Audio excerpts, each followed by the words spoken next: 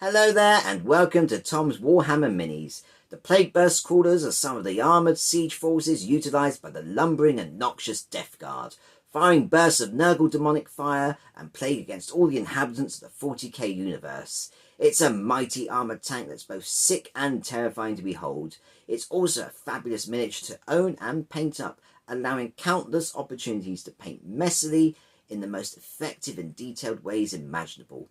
Now recently I painted up the brand new Lord of Poxes in contrast paints with a lot of love from you, the fantastic Warhammer community. With a unique colour scheme that matched the heavy metal team's very own, done in the easiest way imaginable. And I was asked if that scheme would work on a bigger model like the Rhino Transport or the Plagueburst Crawler. The answer of course is contrast paints will work on anything.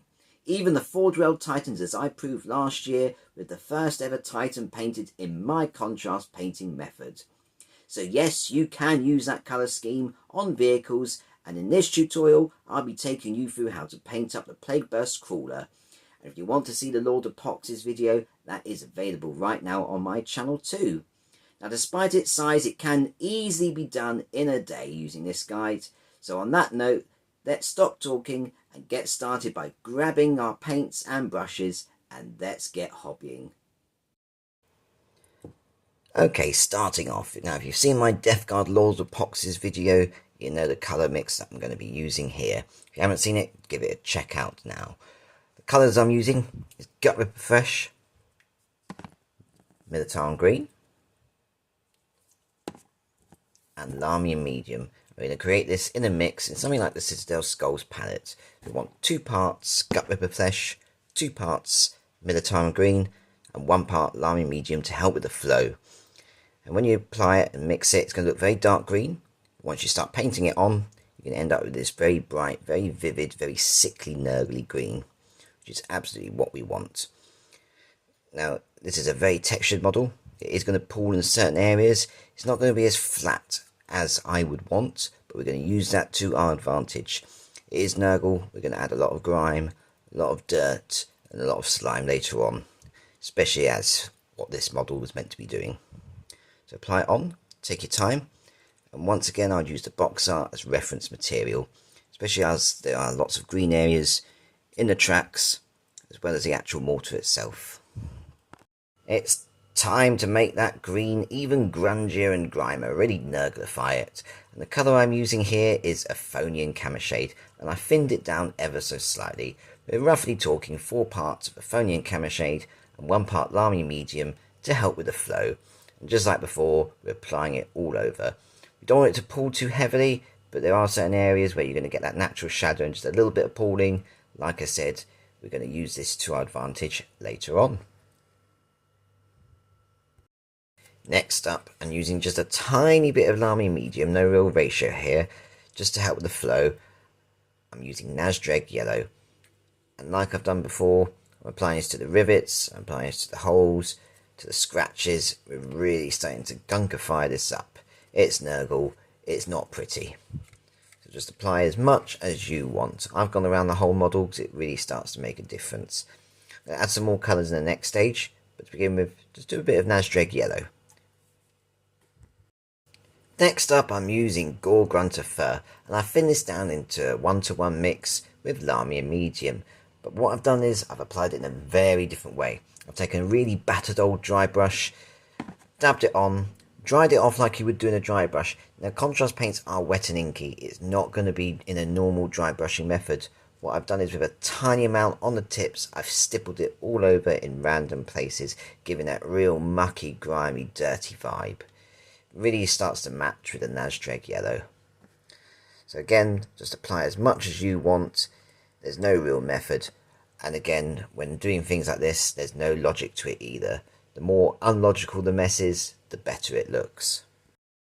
And finally, for all that grunge and dirty detail, I'm taking Garaghak Fur, and a bit like the Nazdreg Yellow, I'm putting it in different streaks and stripes, but I'm really limiting what I'm doing here. I don't want to overwhelm the model. It's just to provide a bit more definition, just a couple of dark patches amongst the Nazdreg Yellow.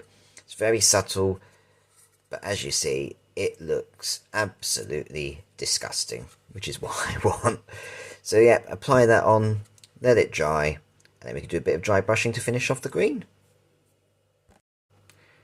It's time to highlight the edges of our Plagueburst water, and nice and simply, I want it bright but not too bright, enough that it shows up, and the colour I've used here is Ionrach Skin. Simply get a medium-sized dry brush, apply it on, get most of the paint off the bristles, and just dry brush it all over the edges. Stands out nice and neatly, but not too much that it takes away from the other details, just adds and enhances. Next up, I'm taking Darkoath Flesh, and over these fleshy cables, which you can see here and here, and again on the other sides, here and here, I've applied that colour there. Gives it that fleshy, disgusting colour. It's going to match with the rest of the colours that we're doing. Next up, we want to take those fleshy cables that next step further. We really want to make them gruesome, living and horrible. So I've applied the shade paint, and the one I've used here is Berserker Bloodshade. It's got a very blood red thin look, and applied over flesh paints, it's pretty gruesome. And at the same time, I also want to highlight them. I've done a couple of little highlights just around those vent markings and holes, and the colour I've used here is Flayed One Flesh. Now it's also important to note, I've used the Berserker Bloodshade into the biggest holes, just to add a bit more recessed shading. And I've also taken the Flayed One Flesh, and over these large sort of pus-like spots, I've applied them there too. There's not too many. You've got one up here, most are on the front, so there's one there. You've got 3 little ones here. That side was clear. And there's one under there. And then we can move on to the next stage, and that's going to be some metallic details. First of our metallic details is Balthazar Gold. Now I had a bit of a dilemma here, because when you look at the box art, it is a lot brighter and a lot more vivid. Something on the lines of Screaming Bell, or even Brass Scorpion. But I wanted to match the rest of the armour trim of my army, so I've gone with Balthazar Gold. And that's something for you as a miniature painter of your own to and ah what colour you want to choose. Now I'd recommend using the box art here just for reference, but I will point out details. So all the things like the trim on the wheels, the little coils between the pipes, just all around. Box art really helps to give an impression of what you would paint as the bronze and what is painted as the silver. But take your time, there's a lot to do. It is the most time consuming process painting metallics. And next up, it's time to paint on our silver details, and quite simply the only colour I've used here is Iron Warriors. I want it dark because when I come to dry brushing highlights on, they're going to really stand out. It's going to help when I apply all the grunge and grime, because the highlight should still show through. Now I find that this model, especially when you're painting lots of metallic details, they become quite sticky, and that's when it's dried. You'll notice that tackiness. So when you get to stages like this, you will notice a bit of chipping on the treads. It's inevitable. When you have it on the tabletop of your cabinet, it's going to be that way. You're not going to notice it. But I find when you're holding sections like this, it is going to rub off. Until we put down a shade paint where it sort of mats down, it's just going to start rubbing off. So I find once we take the first half, you can hold the tracks on the other side, and that's fine. But when you get to the other section, I find holding it here is just easier. It's just a little hobby tip. But take your time, again, use the box art as reference, and paint on all the silver details. And it's time to shade our metallic details. Now for all the silver, I want to start getting that grungy, grimy look for when we take it to that parade level ready stage. The colour I've used here is Garaghak's Earthshade, and I thinned it down ever so slightly to help the flow. So we're talking roughly 4 parts Garaghak's Earthshade, 1 part Lahmium Medium. It's not going to thin it down, it really is just for that flow, because there's a lot of flat silver details. But it will start to give this grungy, grimy effect. Now for the bronze, I had a thought I could have gone the same route, but I kind of wanted to give it that vivid colour that we see on the box art, while still keeping it Balthazar Gold. And the colour I've used here is Nazdreg Yellow. It is a contrast paint, and really I'm applying it as both contrast and shade at the same time. So again, the same ratio, 4 parts Nazdreg Yellow, 1 part Lahmium Medium, and I've applied it all over. Gives you this brighter look. Still bronze, it's going to look a bit gold when you apply it, but when it dries, it still remains that Balthazar Gold, with just a nice, shiny, warm tint, which we're absolutely going to apply verdigris in the next stage. And lastly, the skulls on the front, I've applied Skeleton Horde. Nice and simple, And with that, our model is officially at what I would call battle ready. I mean, it's well beyond that. The green is already done. We really just want to work on those silver details, griming them up to the next stage. And we're not going to leave it there. We're going to do a few highlights first, make it nice and bright, and then apply the grunge. We've just got a couple of highlights to do. Let's start with the skulls on the front. I want them to be quite bright and vivid, so the colour I've used here is Pallid Witch Flesh. It's only a couple of lines that we need to apply.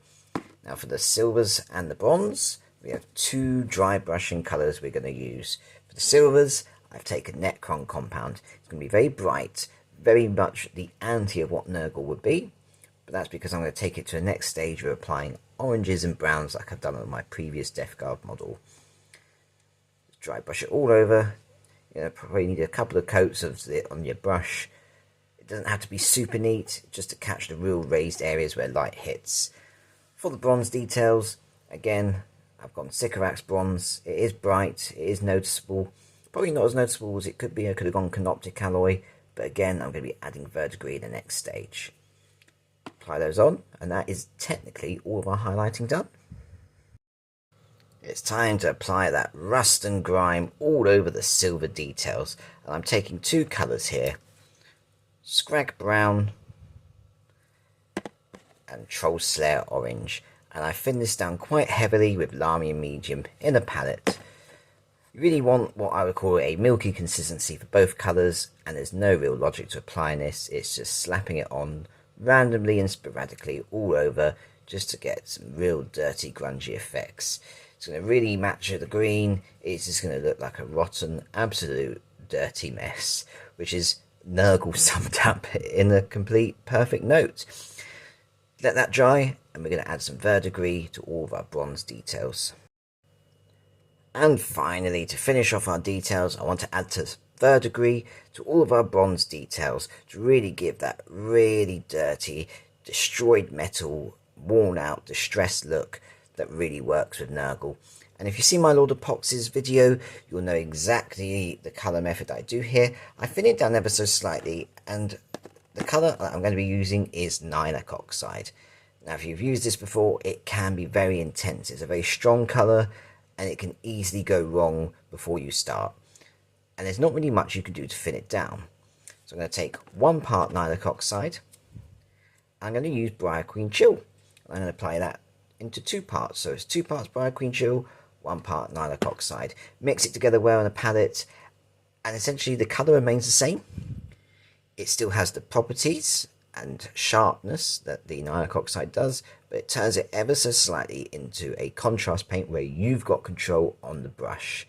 You can move the paint around as such, so it's not staining the metal work that you've done, leaving that rather smeary look. You have complete control. And again, just apply as much as you want. I'd recommend focusing on the rivets.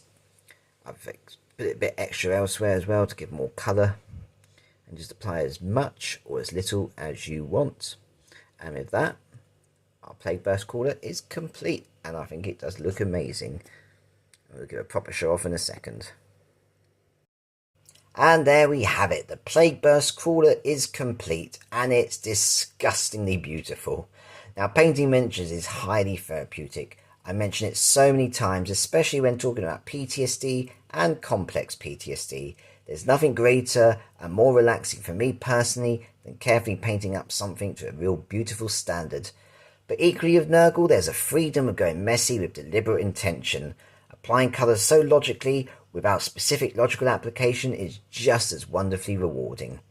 Now, if this video has helped, like it will certainly help that community member, then please give the video a like. Check out my other tutorials too, and if you've got a suggestion, if you've got a question, and you want to see a certain tutorial, then please do get in touch and comment. Subscribe as well, please, to see more. Because supporting me means I can support you, the awesome Warhammer community, and it makes what I do really meaningful. But until the next video, please look after yourselves, and happy hobbying.